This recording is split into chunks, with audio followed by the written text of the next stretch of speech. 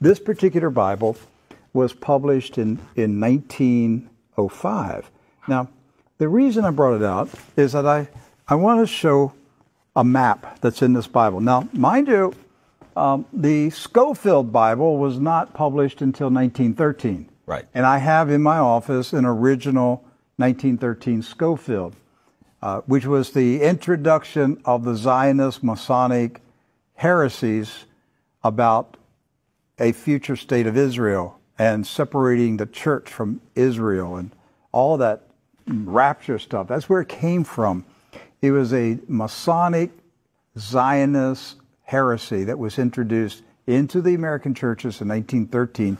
This is a 1905 Bible. Pre-Scofield. Pre-Scofield, with no Scofield notes in it. So, you open it up, and this is on page 13. I mean, this thing's big. I want to show you. Here is a map of the Holy Land. And it says, what? Oh, Palestine of the Holy Land. They misspelled Israel. No. Palestine. Palestine. Huh. And all these Christian Zionists that tell me, Rick, there's never been a Palestine. All right, so here's a still. There it is. Let's zoom in and show you here. Yeah. So, yeah, you hear these people like John Hagee, there's never been a Palestine. Well, look at this Bible map from 1905. And most Bibles, yes, from then had a map of Palestine. And Palestine is in the Bible itself, in the Old Testament.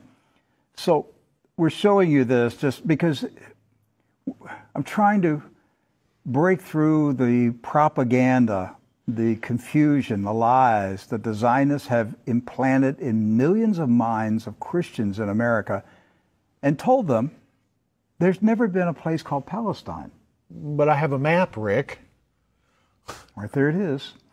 So, with that in mind, do you know who lived in Palestine? Palestinians? Palestinians. I got that one right. Palestinians. And Palestinians were Jewish, Christian, and Muslim. Right. They weren't a particular faith. They were citizens of a particular country. Palestine. They were all Palestinians. Yes. Jesus was a Palestinian. Look at this. Okay? So Israel has never meant a political country.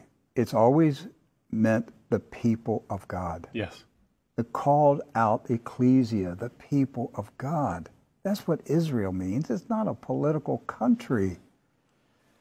With that in mind, we're going to show you some of the scenes of the violence that's taking place in Palestine this week, because here's what's happened.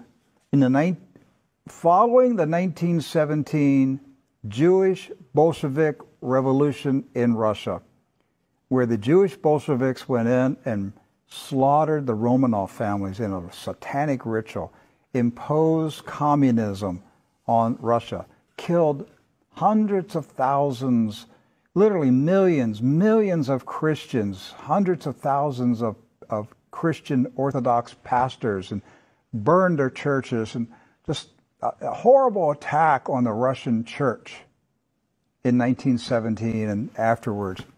Then they began to infiltrate Palestine in the 1920s and the 30s. In the 1930s, there was a congressman in Texas, Lyndon B. Johnson, and he was smuggling guns and rockets and grenades from Texas to Palestine, putting them in the hands of the Jewish communist terrorists that were infiltrating Palestine. There was no Israel, no state of Israel. It was Palestine. And they crow about that. That's not a conspiracy theory. That's right from the Lyndon B. Johnson Library. The crates were marked Texas grapefruits. The grenades, they were shipped as Texas grapefruits. The same grapefruits that blew up the King David Hotel. Right. So to the 1920s, the 30s, and into the 40s, the European Ashkenazis invaded Palestine, infiltrated. The Arabs, Christian, Muslim, and Jewish, all Palestinians, were alarmed by the arrival of the communist Ashkenazis from Europe. The so-called Jewish settlers were killing. They killed the Jewish residents of Palestine. Yes. Do you understand that? They killed the Jews who lived in Palestine. They killed Christians. They killed Muslims.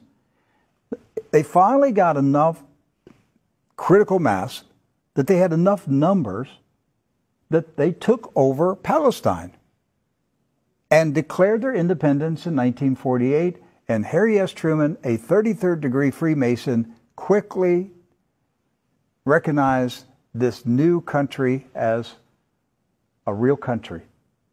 And that's how we got to 1948 and the State of Israel. There's never been peace in the Middle East since that day.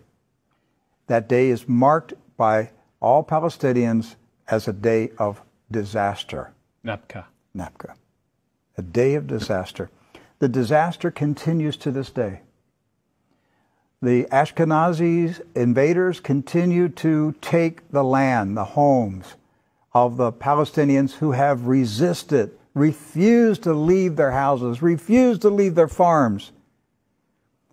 It's not about Palestinians trying to chase out Jews. It's Jews who are trying to chase out Palestinians. And to this day, since 1948, they're still fighting them, trying to make them leave. Right.